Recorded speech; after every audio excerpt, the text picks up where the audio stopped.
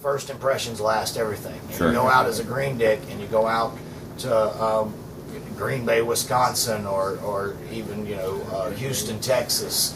You go to Houston, Texas, and you're not quite ready to show off your talents, and you go out there and you make a bad impression. Right.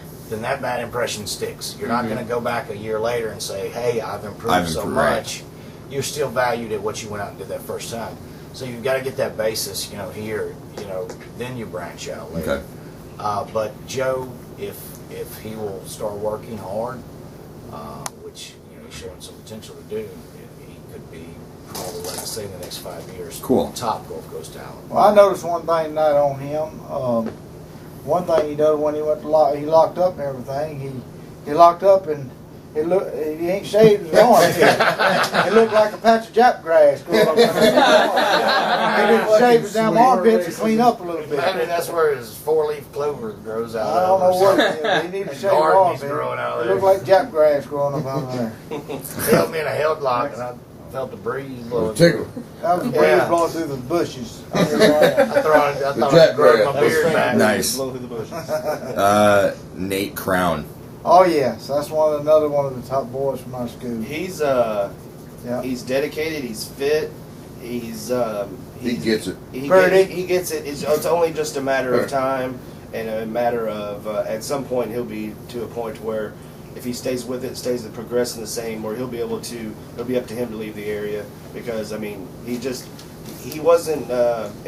He was in his early 20s when he started. He didn't start prematurely, and he'd already matured. You guys, just as a man. So he got in because honestly, a lot of people don't understand this business until you're mature a little bit, like turn 18, 20 years old. Right. You don't get shit about this business. Everybody. You don't get much about life when you're that age. Yeah, you think you got to figure If I got it out. this business when I was 18, I'd hate it. I'd be hating it. I would let the kids watch it. Nothing. Right. I hate it.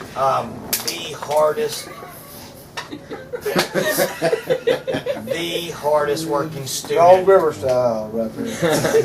The hardest working student to ever come out of the GSW training center. sure. Absolutely, bar none. Completely, just utterly impressed with how this kid is And doing. he's took the first step to branching out. He is now working over in Louisiana, Mississippi. So he's on the high impact roster, which Good. is hard to get on. Yeah. There's lots of workers that would like to get on the high impact roster that Saxon's got fit in his ways, and he will only book certain people. Mm-hmm. And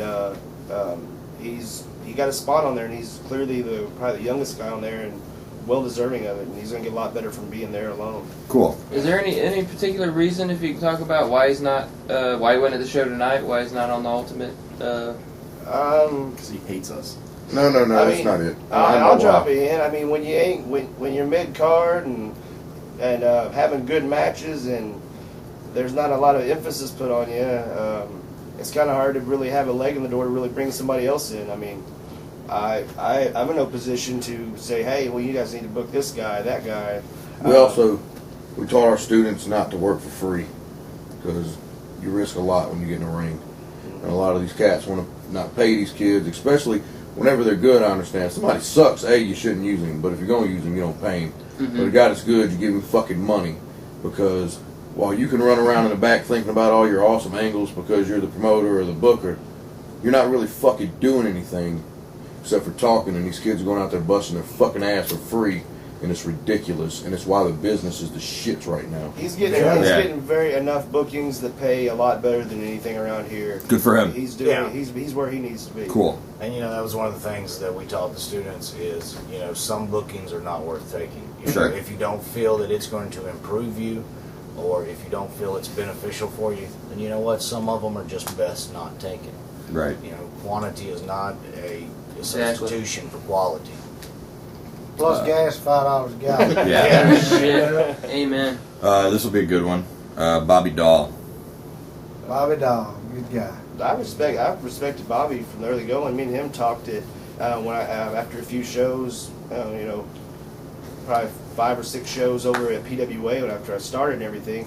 He watched me and Roman McCain do about a 5-minute tryout match for him, and then and he said, "All right, yeah, you can be on our show."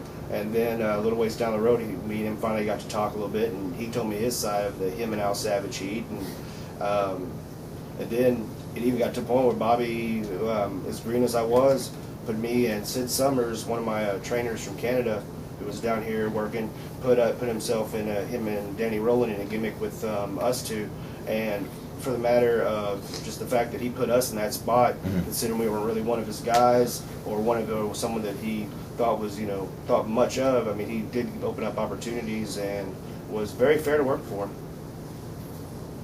Probably one of the most talked about guys in Gulf Coast wrestling, and absolute living proof that there is no such thing as bad publicity. Absolute living proof. On the nose, man. You hit that right on the Yeah, head. absolutely. Bob Liddell is a fan. I've heard so much shit from, I think he was, he had something to do with the Twin Tower bombing. No, Oklahoma City. Because of colored putting people. razor blades in Halloween candy, and so, He's responsible for it all. Yeah, I think he's, He's the guy who drank Diet Coke and Pop yeah, Rocks and Bobby died. Dahl is possibly the man. Right. I'm not exactly sure, but there Right. are clues leading The towards man that's He's, impressing everybody. Yes, the man. The man. But they're fighting. He possibly could be that. He's preaching the gospel now. Well, Yeah. you worked under with Bobby when you were the commissioner, Yeah. PWA, sure did, and I was sure your did. assistant. Yeah, sure did. Over at Carousel. The carousel. Yeah, carousel. Yeah, Yeah, that was fun. Sure did. We had a good time. I enjoyed Yeah, myself. good things forgetful. There's a lot to drink. Let's move on, please. There's a lot to drink. Adrian Street, we touched on him earlier. Oh but yeah, Adrian first class Street. guy. He makes Wow. he's made all my gimmicks. I call him my grand teacher. It's funny because the only three people, well, there's actually four now, but there's only for a while was only two people he would work, which was me and Marcel. Then at one point he worked Jester to fill in for me because my daughter was being born, and then he got to work with Rocket. So everybody that he'll even work with now is in this all group. mobile guys. Yeah, and it's always so fun working with him, Yeah. and It is. you got to kind of throw the whole let's tell a good scientific story out the window. You can. There's always room for one good comedy spot on a show, and if you got him, you need any other comedy spots is just not going to be funny. They're going to be all forgotten about as soon as Adrian's out there. He's great. And at any given time, he can get out there and he can play with you like a cat playing with a mouse. And at any given time, he can take you and tie you up and lock you up just like that. 60 plus years old, I Yep. believe he's 64, 65. First class. Other than potentially Joey Barrett, he's one I would not dare. One of the absolute truest shooters I've ever met He would- in the business. He's like Miyagi. First but class. one of the most kind-hearted guys Yep. you could ever run across. Yep. Wonderful. Him and Miss Linda both. Yes. Wonderful people. Absolutely love them. Next name will be Altar Boy Luke. Altar Or, boy Luke. Well, he's a bit of a douchebag, but He is. I mean, yes, he is. He's Now, you know pretty. what? I like He's Orin. pretty. I like Orin, but he's probably a lot bigger of an asshole than me. Well, I agree. Luke Hawks or Orin, whatever you want to call him. He's definitely pushed himself out there. He's definitely got a bit of ability. He got that spot on MTV. I know he's really got himself in some good spots and everything else. He was king of deathmatch out in XPW. Yeah. He really has done good for himself. But once again, what did he do? He left the fucking area. Yeah. Yeah. Immense amount of He was, talent right there. He said, "Fuck y'all, I'm gonna go do something." And Right on. he's on MTV the following week. He's one of the ones that he's very confident when he does. He's cocky, He's good. but he can I back it have up. to say for it, he backs it up. He's good. Bob Holly, He's been out Bob there. Holly put it to him, and he took it like a man. Sure did. Yeah, but just as far as he's cocky as hell, but he's been out there. He self promotes. He works his ass off, and he's got talent.